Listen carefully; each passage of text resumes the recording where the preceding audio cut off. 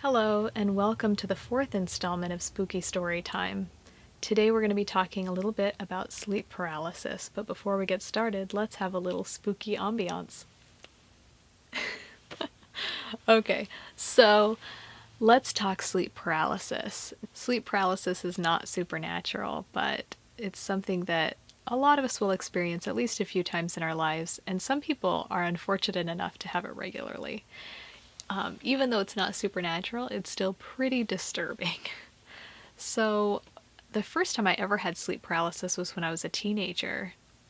And I had actually just watched a documentary describing exactly what sleep paralysis was. So, I'm sleeping in, it's like maybe 11 o'clock in the morning, and I kind of slowly open my eyes. I'm laying on my back, and I look up, and right above me is this sort of foggy, translucent skull. And I look down past the skull and I can see the spine where the neck is, and then there's this sort of grotesque but yet foggy and somewhat transparent white torso and arms. And I look and the arms are pushing my shoulders down into the bed. And then when I look further down, the torso just sort of ends at the waist and there's no legs at all. Like, this thing is just getting really close to my face and just pushing me further and further into the bed. And I'm struggling and I'm struggling, and I finally am able to break the spell of sleep paralysis. And I feel like I levitate off the bed and the figure sort of explodes into just dust and whooshes over me. And then I roll off of the bed onto the floor, all tangled up in my covers, and I am like sweating, but also at the same time just freezing cold and pins and needles, and I'm panting, and I'm thinking to myself, if I hadn't just watched that documentary on sleep paralysis, I would be terrified right now. I would think that I've just had a very close encounter with a ghost. Yeah, just because you know what it is doesn't mean it's any less terrifying at the time. I do get sleep paralysis from time to time. It's kind of a reoccurring thing where in my mind, I know that I've left the front door wide open and that like a terrible, like, man that's big and burly and gonna like harm me is like coming in through the front door, and he's coming around the corner into my bedroom, and he like stands over the bed and like looks at me like he's gonna do me harm. But that's usually as far as it progresses, and it's still pretty upsetting. But I've talked to people who have had way more upsetting sleep paralysis stories than that. I grew up with somebody who repeatedly was attacked by this sort of like vampire looking figure. In their sort of waking nightmares, the figure would stalk them through their dream, and then when they woke up, they'd be like, oh, finally I'm waking up from the nightmare, and they would look over and this figure would be in the room with them, which to me is awful. Just recently, just this summer, I thought I was having sleep paralysis, or maybe being haunted. I woke up and there was this little ghost girl in like a little peasant dress, and she was glowing blue, and she was standing on the foot of my bed looking right at me, and I was thinking, this is not my usual sleep paralysis. And I kind of shook it off and shook awake, and she was still there. And I thought, usually my sleep paralysis doesn't linger for very long. So I thought, okay, I'm going to have to get up and address this issue, which was terrifying because at night sometimes you believe that you're being haunted. So I managed to get up and I walk over, and I didn't want to turn the light on because I didn't want to wake my husband up. But I realize as I get up, the perspective changes of what I'm seeing, and I realize that it is not a little peasant ghost girl. It is my summer dress hanging on my curtain rod on my curtain, and the bathroom door is open, and the bathroom nightlight is just shining right on it and just making it glow blue.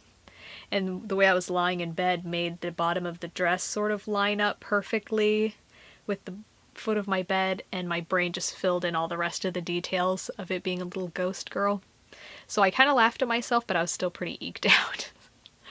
Okay, so probably the spookiest sleep paralysis that I've ever experienced was kind of associated with a friend's apartment.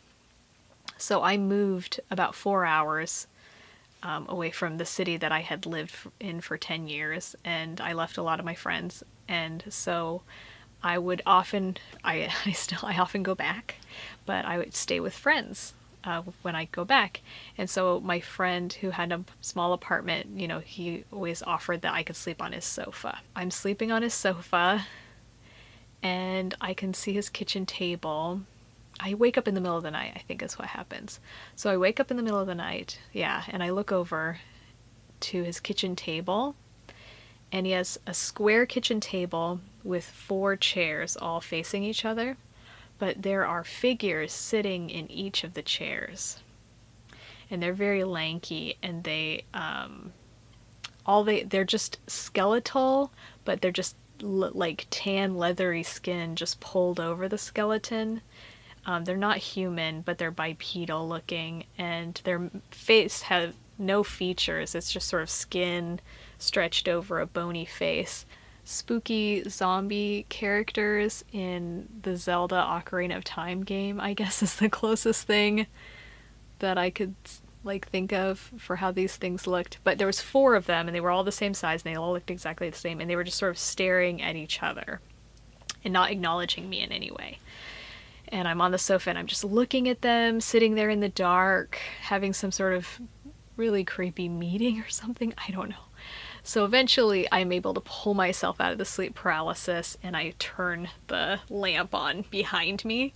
And I swear to you, like, I am a grown woman. I know what sleep paralysis is, but that just spooked me so bad that I slept for the rest of that night with that light on.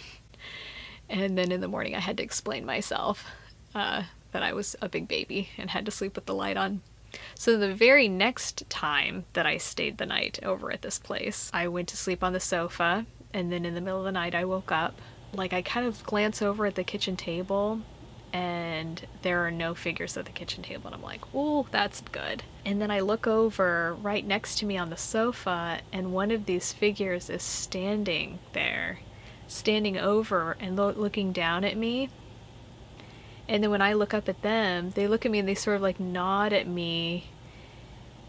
And this thing looks like it's trying to negotiate, like, getting on the sofa with me. Like, hey, is there room for me on this sofa? Like, if I want to, like, I don't know, try to, like, be the big spoon or little spoon. I don't know, but I was not into it. And so I was able to pull myself out of it and turn the light on all was well. And I have slept in that apartment a few times since then, but I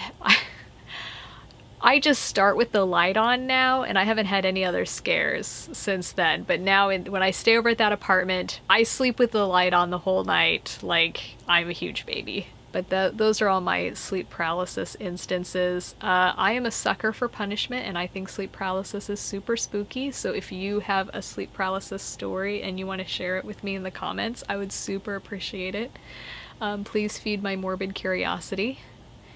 And I think we'll definitely do a few more of these. I've got a couple more actual, like, ghost stories to share with you. So we'll see you in the next video.